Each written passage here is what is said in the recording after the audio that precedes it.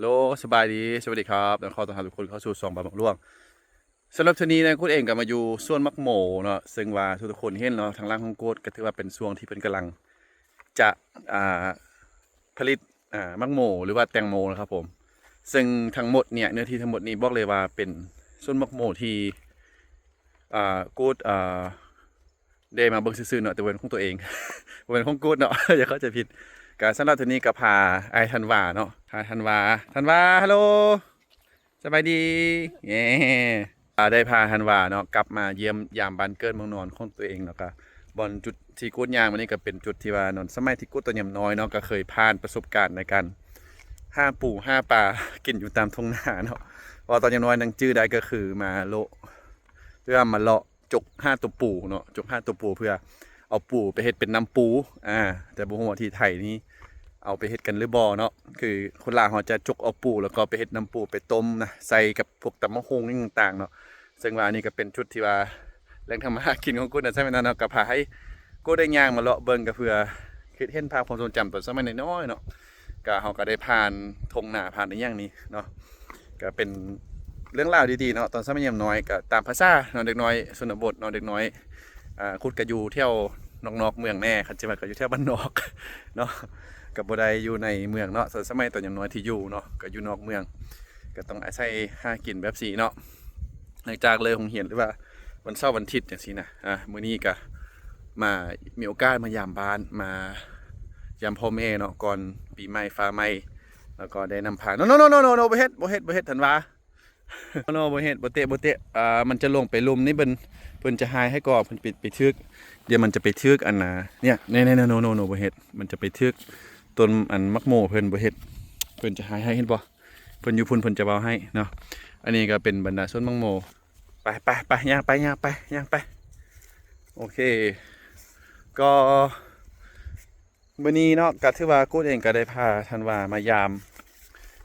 ปู่ยามพ่อยามแม่เนาะสบายดีทักทายก่อนแล้วหลายๆคนก็อาจจะ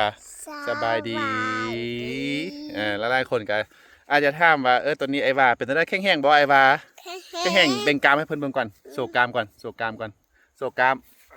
1 2 3เอ้ยโศกกรามก่อนเนาะคือไอ้วาก็แข็งๆเนาะแต่ความจริงก็ประมาณท้ายเดือนนี้เนาะท้ายเดือนนี้กูเองก็จะพาไปให้เลือดเนาะหรือว่าไปใส่เลือดอยู่ที่หงหม้อเนาะก็คือสิเป็นกูดเองเนาะที่จะต้องได้เอาเลือดออกให้กับธันวานั่นเองนะเพราะว่าหม้อก็ได้นัดพอดีทึกกับวันที่31เนาะฉะนั้นในช่วงท้ายปีใหม่นี้ก็อาจจะบ่ได้เฮฮาปาร์ตี้พอบันได้เนาะเพราะว่าต้องได้รักษาสุขภาพเพื่อจะเอาเลือดออกให้กับลูกชายเนาะไอ้วาฟ้าไปเที่ยมาพี่ก่อนระวังยันตกขนาดได้มาพี่ก่อนไว้มาไว้เดี๋ยวจะตกขนาดเลยให้มาไว้ไอ้มาพี่เร็วยังมาระวังตกขนาดได้ไอ้วาเห็นบ่อันนี้มันยังบ่ลงไปเด้อเพิ่นจะเว้าให้เด้อระวังมีตัวปูเด้อโอเคบ่ระวังจะทึกตัวปูเด้อ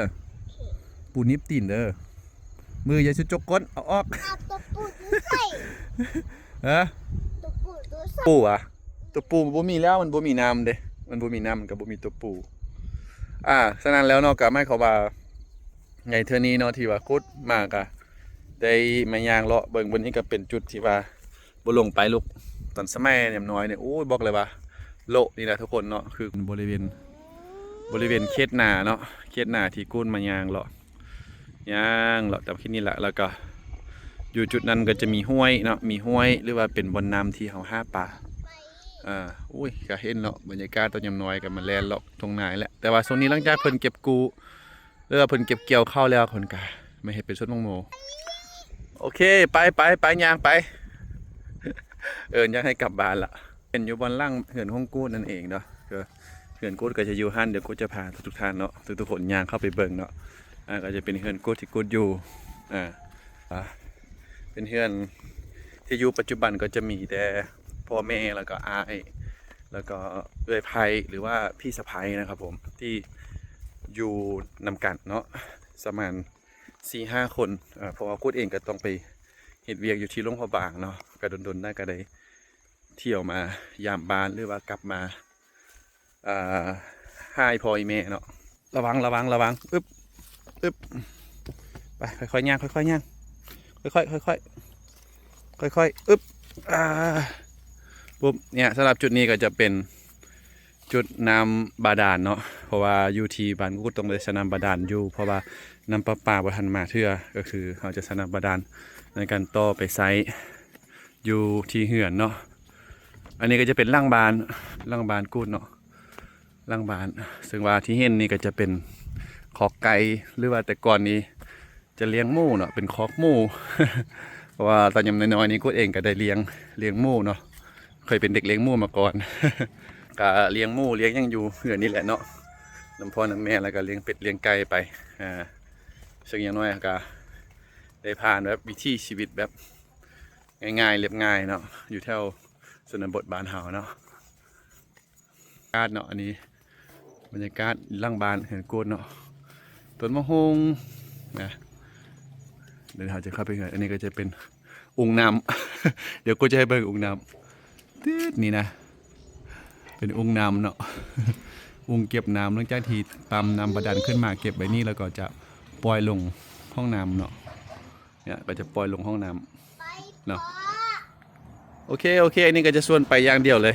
เอามือออกจากก้นบดจก เจ้านี่ย่างไป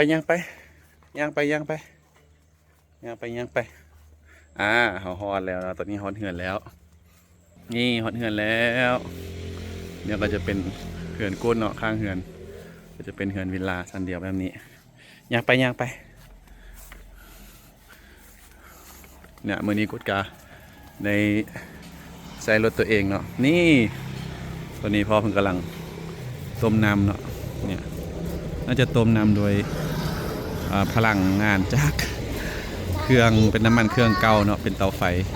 ไปย่างมา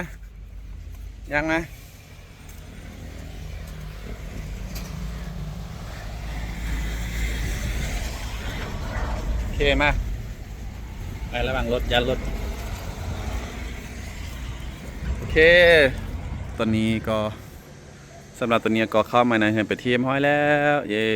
เนี่ยอันนี้ก็จะเป็นเงินของกูดเนาะเดี๋ยวจะให้เบิ่งเนาะอันนี้เป็นเงินที่พ่อแม่อยู่เนาะธันวาย่างไปแล้วค่อยๆเด้อเนี่ยสำหรับตัวนี้ก็จะเป็นตัวนี้พ่อเพิ่งกำลังต้มน้ำเนาะบ่แน่ใจว่าต้มยังน่าจะต้มน้ำอาบโอ้ฝดดีขนาดเลยในข้อรีวิวเลยเนาะอันนี้จะเป็นเครื่องเตาไฟที่ว่าพอกูดประดิษฐ์เองเลยเนาะเพราะว่าเพิ่นจะใส่เป็นน้ำมันลิ้นนะนี่น้ำมันเครื่องเก่าเนาะเนี่ยเป็นน้ำมันเครื่องจักรรถเนาะเพิ่นเอามาเฮ็ดเป็นวันดังไฟนะมันก็จะไล่ลงมานี้แล้วก็จะมีเป็นพัดลมเนาะเป่าเข้าไปตลอดเลยอะไรเงี้ยถ้าไฟลุกตอนนี้เพิ่นก็กำลังต้มน้ำให้ร้านอาบเนาะอันนี้ก็บรรยากาศเนาะที่กูได้มายามบ้านในมื้อนี้นะทุกคนก็ซึ่งว่าคลิปนี้เนาะก็บ่ได้มีอย่างไรเนื่องจากว่า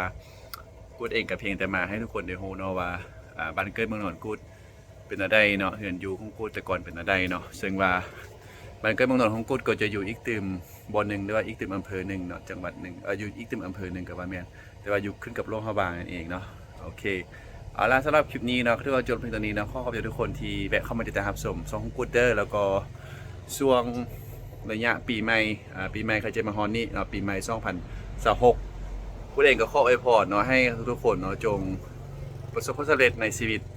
แล้วก็ในการงานเนาะขอให้ทุกคนมีสุขภาพแข็งแรงแล้วก็ขอขอบใจ FC ทุกคนที่คอยติดตามกูเนาะคอยซัพพอร์ตกูมาโดยตลอดเนาะตั้งแต่ต้นจนถึงปัจจุบันก็ยังคงติดตามกันอยู่แล้วก็ผู้ที่เข้ามาติดตามใหม่เนาะก็ต้องขอขอบใจหลายๆเนาะที่ว่าให้การสนับสนุนกูโดยดีตลอดมานั่นเองเนาะปีใหม่ก็ขอให้ทุกคนสุขภาพแข็งแรงความเจ็บไปได้ความใครจะมีเนาะใครที่ว่าได้เรื่องงานก็ให้โอกาสในการกลับไปยามบ้านยามซองเนาะยามพ่อยามแม่ยามอายามเอืออยู่ที่บ้านก็แล้วกันเนาะสำหรับวันนี้ก็ต้องขอลาไปก่อนเนาะสบายดีสวัสดีครับ